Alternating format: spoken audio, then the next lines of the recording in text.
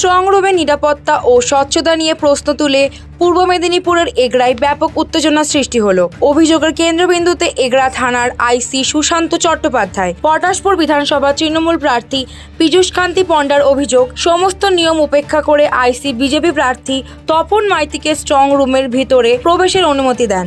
যে মিথ্যাচার চলছে তার ফলে আমরা এখানে এসেছিলাম স্ট্রং রুমে, এবং আমরা স্ট্রং রুমে জাস্ট ওখান থেকে আমরা এন্ট্রি নিয়ে অথরাইজ করে আমরা ভেতরে মানে ওই রাস্তার উপর থেকে দেখছিলাম যে ওখানে সিআরপিএফ এবং আমাদের যেগুলো স্ট্রং রুম দূরে থেকে আমরা পরিদর্শন করেছি যে ঠিকঠাক আছে।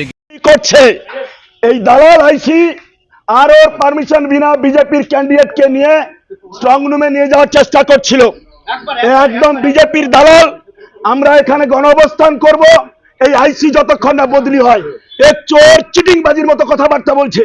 এর না আছে নিজের সম্মান, না কাউকে সম্মান দেয়। সরকারি উর্দি পড়ে বিজেপির দালালি করছে এগরা আইসি।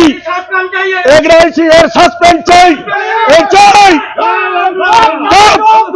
এই এই এই এই এই আইসি এই দালাল সঞ্চয় করবো এক্ষুনি। আমরা আরো এখানে রাখা যাবে না। আমরা আরো এসডিপিও অবজারভার সবকে বলেছি এক্ষুনি আসছে। ও ভেবেছে বিজেপির দালালি করে দালাল। এই আইসি কে দেখে রাখুন, বিজেপির দালাল। এই আইসিকে দেখে রাখুন, বিজেপির দালাল। খবর ছড়িয়ে পড়তে ক্ষোভে ফেটে পড়েন তৃণমূল প্রার্থী ও তার সমর্থকরা। কয়েকশো কর্মী সমর্থক স্ট্রং রুমের সামনে জড়ো হয়ে আইসিকে ঘিরে বিক্ষোভ দেখাতে শুরু করেন।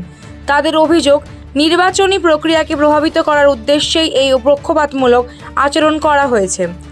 অভিযুক্ত আইসির অপসারণের দাবিতে শুরু হয় স্লোগান।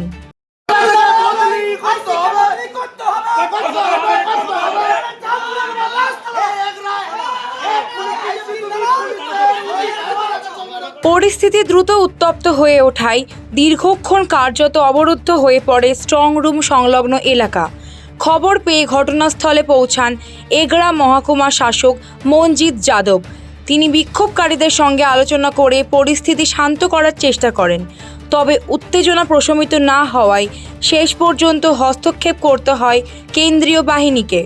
বাহিনীর জওয়ানরা বিক্ষোভকারীদের সরিয়ে পরিস্থিতি নিয়ন্ত্রণে আনে। বর্তমানে এলাকায় কড়া নিরাপত্তা বলয় তৈরি করা হয়েছে। তৃণমূলের স্পষ্ট হুঁশিয়ারি, অভিযুক্ত পুলিশ আধিকারিককে অবিলম্বে সরানো না হলে বৃহত্তর আন্দোলনে নামা হবে। সংগমের সামনে কিছুই ঘটেনি। আসলে ব্যাপার হচ্ছে কি, কালীঘাটের ঢোলটা ফেটে গেছে। মমতা ব্যানার্জির সরকার পড়ে গেছে সেটা বুঝতে পেরেছে, সেই জন্যই নাটক চলছে চতুর্দিকে। গতকাল আমরা মমতা ব্যানার্জির নাটক পুরো দিন মিথ্যাচার দেখেছি, শুনেছি। পশ্চিমবঙ্গের মানুষ নয়, সারা ভারতবর্ষের মানুষ মমতা ব্যানার্জির চরিত্র, তার কার্যকর্তাদের চরিত্র বুঝেছে। আজকে সেই ঘটনা ঘটানোর জন্য এখানে স্ট্রং রুমে এসে নাটক করছে। তার যিনি প্রার্থী হয়েছেন উনি নাটক শুরু করেছেন, এবং যে অশালীন ভাষায় যেভাবে এখানকার আইসি, পুলিশ এবং যারা সেন্ট্রাল ফোর্স রয়েছে তাদেরকে যেভাবে গালিগালাজ, অশালীন আচরণ, এটা পশ্চিমবঙ্গবাসী এবং পটাশপুরবাসীও দেখতে পাচ্ছে। বিজেপি প্রার্থীর স্ট্রং রুমে ঢোকার অভিযোগ সামনে আসার পর নির্বাচন কমিশন ঠিক কী পদক্ষেপ গ্রহণ করে এখন সেটাই দেখার। ব্যুরো রিপোর্ট, আরোহী নিউজ বাংলা।